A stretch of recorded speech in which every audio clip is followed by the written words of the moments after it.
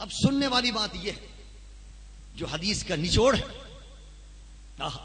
حضور نے یہ نہیں فرمایا نہیں وہ بھی پڑھ لیا کر, کوئی 5 منٹ اس کے لیے بھی نکال لے, 10 منٹ اس کے لیے بھی نکال لے, یہ 15 منٹ میں سے 14 منٹ اس کے لیے نکال لے, 13 منٹ. نہیں, سنیے نبی نے کیا فرمایا. جب اس صحابی نے یہ کہا یا رسول اللہ اب میں صرف اور صرف درود شریف پڑھوں گا, صرف اور صرف آپ پر درود بھیجوں گا, حدیث کے الفاظ ہیں سرکار نے فرمایا فَإِذًا تُكْفَىٰ هَمُّكَ وَتُغْفَرَ لَكَ ذَنبُكَ.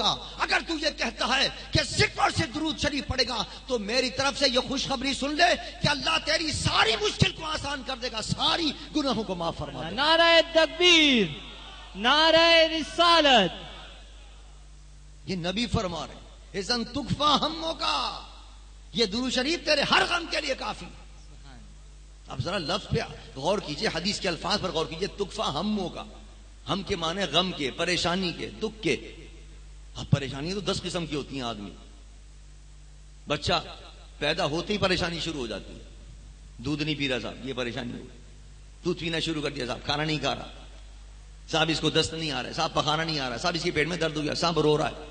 پریشانی شروع ہو گئی. بچے کی بڑا ہو گیا, پڑھنے کے قابل ہو گیا, پڑھنے بٹھا دیا صاحب, پڑھ نہیں رہا بھی, کیا کریں, یہ پریشانی ہو رہی ہے. چلتا ہی نہیں اس کا دماغ, کیا کریں, ایک لفظ نہیں پڑھ کے دیتا, یہ یاد ہی نہیں ہوتا اس کو, یہ پریشانی.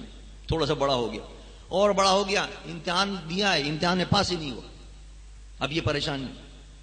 امتحان بھی دے دیا, سارے امتحان پاس کر لیے, جوان ہو گیا, اب پریشانی یہ کہ نوکری نہیں مل رہی. اب آپ کو پریشانی بتا رہا ہوں, یہ ساری پریشانیاں ہیں نا, یہ سب تکفا ہموں کا, یہ ہر قسم کی پریشانی. شروع سے پریشانی شروع ہو گئی, اب نوکری نہیں مل رہی صاحب, بڑی پریشانی, بڑی مشکل سے نوکری ڈھونڈی, یا کوئی دکان خریدی, وہاں بیٹھا, دکان نہیں چل رہی. تو بڑی مشکل سے تو پیسہ لگایا تھا, دکان میں بیٹھا تھا, اب دکان بھی نہیں چل رہی, اب کیا کروں, یہ پریشانی اب شروع ہو گئی. نوکری میں گئے تھے, نوکری کے 10 پریشانیاں صاحب, وہ فلاں آدمی پریشان کر رہا ہے, وہ باس پریشان کر رہا ہے, وہاں دور بہت ہے, یہ ہے, تبادلہ میرا ہو گیا ہے, وہاں ڈال دیا ہے مجھے 10,000. آپ کو پتا ہے نوکری والے جو کرتے ہیں کتنی نوکریوں میں پریشانیاں ہوتی ہیں, اور کیسے پاپڑ پیلتے ہیں بیچارے, وہ پریشانیاں شروع ہو جاتی ہیں. پھر کم ذرا آمدنی ہے, اب پریشانیاں شروع ہو گئی. بڑے ہونے کے بعد شادی کہاں کریں گے, بڑی مشکل سے شادی بھی ہو گئی صاحب, اب پریشانی شروع ہو گئی کہ بچہ پیدا نہیں ہو رہا تھا, اب بچہ بھی پیدا ہو گیا, اب پریشانی ہو گئی صاحب, لڑکی ہوئی ہے, لڑکا نہیں ہو رہا, یہ پریشانی ہے. وہ بھی مشکل, یہ کی مشکل, یہ مشکلات ہیں, یہ پریشانیاں ہیں ساری کی ساری. بچہ بھی ہو گیا, لڑکا بھی ہو گیا, اب اس کی تعلیم کا, اب پھر پریشانی شروع ہو گئی. اب اس کی تعلیم کا فکر ہے, کہاں سے لائیں پیسہ, اسکول ہے, اسکول میں داخل کرنا ہے اس کو, بڑے اسکول میں, آج کل تعلیم تو وہاں اچھی ہوتی ہے, گورنمنٹ اسکول میں کوئی تعلیم نہیں ہے, پیسہ نہیں ہے, کیا کریں, پھر پریشانی دوسری شروع ہو گئی. یعنی انسان جب پیدا ہوتا ہے اس وقت سے لے کے قبر میں جانے تک مسلسل پریشانیاں اور مختلف قسم کی پریشانیاں. اور یہاں حضور اکرم صلی اللہ علیہ وسلم نے یہ نہیں فرمایا کہ فلاں قسم کی پریشانی تیری دور ہوگی, بچپن کی پریشانی دور ہوگی, یا جو تیری تعلیم کی پریشانی ہے وہ دور ہو جائے گی, یا تیری شادی کی پریشانی دور ہو جائے گی. اچھا یہ تو خیر دنیا کی پریشانی ہے, اب مر گیا, ساری زندگی مشکلوں میں رہا, ساری زندگی پریشانیوں میں رہا, اب مرا, مرتے ہی شروع ہو گئی سب سے بڑی پریشانی, آ گئے منکر نکیر سوال کے, یہ قبر کی پریشانی شروع ہو گئی. ہاں بھائی سوال کرو, مر رب ہوگا, تیرا رب کون ہے, ماں گھبرا گیا, آدمی پریشان ہو گئی, یہ پریشانی دوسری شروع ہو گئی. اگر جواب بن نہیں پڑا, وہاں گرزے پڑنی شروع ہو جائیں گی, ایک اور لمبی چوڑی پریشانی شروع ہو گئی. پورا برزخ کا زمانہ گزر گیا قبر کا, اب قبر میں سے اٹھے, وہ سب سے بڑی پریشانی حشر کی وہ شروع ہو گئی, صبح نیزے پر آفتاب ہو.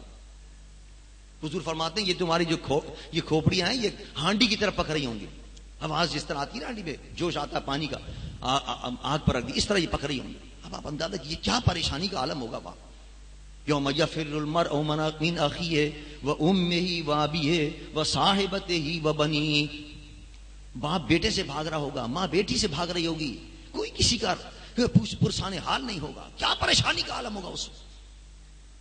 پریشانیاں جہاں سے پیدا ہونے سے شروع ہوئی اور قیامت تک کی پریشانیاں ہیں. سرکار نے یہ نہیں فرمایا کہ درود پڑھ تو تیری بچپن کی پریشانی دور ہو جائے گی, یا جوانی کی پریشانی دور ہوگی, یا قبر کی دور ہوگی. نہیں, فرمایا تکفا ہموں کا, ارے پیدائش سے لے کے قبر تک اور قبر سے لے کے حشر تک تیری جتنی پریشانیاں ہیں درود پڑھتا جا, اس کے صدقے میں اللہ تیری ساری پریشانیاں حل کر دے. نعرہ تکبیر, نعرہ رسالت, نعرہ رسالت.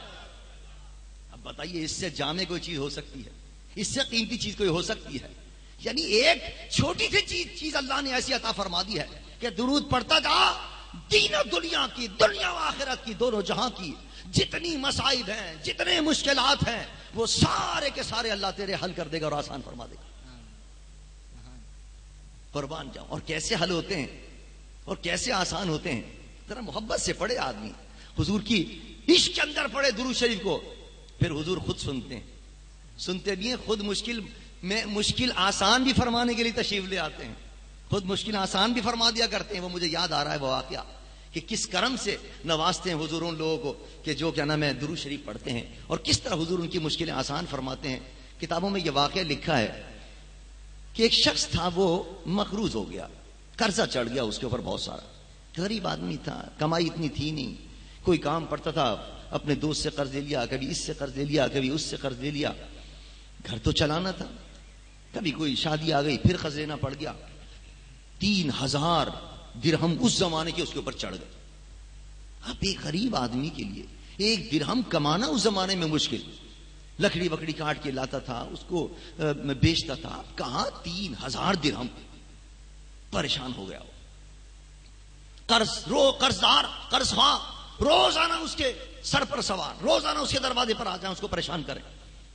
اس نے کہا کہاں سے دوں بھائی، میں غریب آدمی، میرے پاس نہیں ہے. قرض خواہ نے کہا بھائی تم نے تو پیسے لیے تھے، اب کہیں سے بھی لا کے دو، ہم نہیں جانتے. پیسے چاہیے ہمیں جو تمہیں قرض، اور تم نے کہا تھا فلاں وقت ادا کر دیں گے، ہم نہیں جانتے کہاں سے بھی لاؤ، ہمیں پیسہ دو. جب اس نے کہا نہیں، انہوں نے جا کے دعویٰ دائر کر دیا کورٹ کے اندر. عدالت میں اس کو بلا لیا گیا. عدالت میں گیا، اس نے کہا میں غریب ہوں، کہاں سے لاؤں؟ کہا بھائی تم غریب ہو، تو لیا کیوں تھا قرض تم نے؟ اور قرض لیا تو کہیں نہ کہیں سے ادا کرو، ظاہر بات ہے قرض تو دینے کے لیے ہوتا ہے. بہرحال وہ بڑی جرا و تعدیل ہوئی اور اس کے اندر قد و جرا ہوتا رہا. اور اس کے بعد جناب جج صاحب نے فیصلہ سنا دیا کہ میاں زیادہ ہیں تم پر قرض، تو بہت ہے، کچھ زیادہ چڑھ گیا ہے، 3 سے بھی اب تو زیادہ ہو گیا، یہ تو اور بھی نکل آئے بہت سارے. چلو کم سے کم میں 3000 ڈالتا ہوں، 3000 درہم تو تمہیں دینے پڑیں گے، اور یہ 1 مہینے کی مدت مقرر کر دیے، یہ 1 مہینے کی مدت کے اندر تم ادا کر دو، ورنہ تمہیں ہم جیل میں ڈال دیں گے. اب یہ جناب فیصلہ سن کر اور جب عدالت سے باہر نکلا تو سوچنے لگا کہ 1 مہینے میں 3000 کہاں سے درہم آئیں گے میرے پاس. اس زمانے میں آج کل کی طرح مشین تو تھی نہیں، جیسے آج کل رشوتوں کا بازار گرم ہے اور کرپشن کا بازار گرم ہے. راتوں رات آدمی لکھپتی کروڑپتی بن جاتا ہے. سوئس بینکوں کے اندر جمع ہے جناب خون کمائی پاکستان کی عوام کی، اربوں ڈالر جمع ہے، کھربوں ڈالر جمع ہے. اب وہ بیچارہ اس طرح تو کما نہیں سکتا اس زمانے کے اندر کوئی. اس نے کہا کہاں سے لاؤں گا میں یہ 3000 روپے، کیا طریقہ اختیار کروں؟ ایک دم اس کے ذہن میں خیال آیا اور یہ حدیث مبارک اس کے ذہن میں آئی کہ حضور اکرم صلی اللہ علیہ وسلم نے فرمایا تھا کہ جو مجھ پر زیادہ درود پڑھے گا میں اس کی مشکل آسان کر دوں گا. جو مجھ پر درود پڑھے گا میں اس کی مشکل آسان کر دوں گا، اور روزی میں بھی اللہ اس کی برکت عطا فرما دے گا، رزق میں بھی اللہ اس کی برکت عطا کر دے گا. اس نے کہا بس اب یہی میرا ایک حل رہ گیا ہے، اور یہی ایک مشکل حل کرنے کا طریقہ رہ گیا کہ بس درود شریف پڑھو.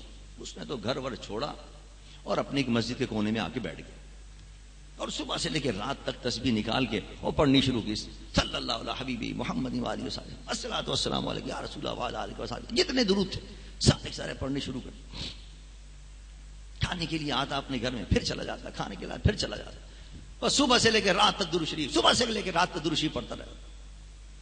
27 دن جب گزر گئے، کتابوں میں لکھا جب 27 دن گزر گئے تو 27ویں رات کو خواب میں حضور کی زیارت اس کو عطا ہوئی. سبحان اللہ.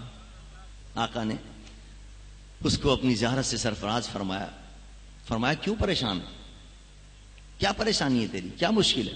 اس نے کہا یا رسول اللہ یہ چڑھ گیا قرض 3000 روپے، 3000 درہم اس زمانے کے، عدالت میں فیصلہ بھی ہو گیا، مجھے ادا کرنے ہیں، پیسے میرے پاس ہیں نہیں، کہاں سے لاؤں گا میں؟ آپ نے فرمایا جو اس وقت کا وزیر ہے، اور ایک روایت میں آتا جو اس وقت کا گورنر ہے، عیسیٰ کے پاس چلے جاؤ اور عیسیٰ سے جا کے کہنا کہ میرا قرض ادا کر دو.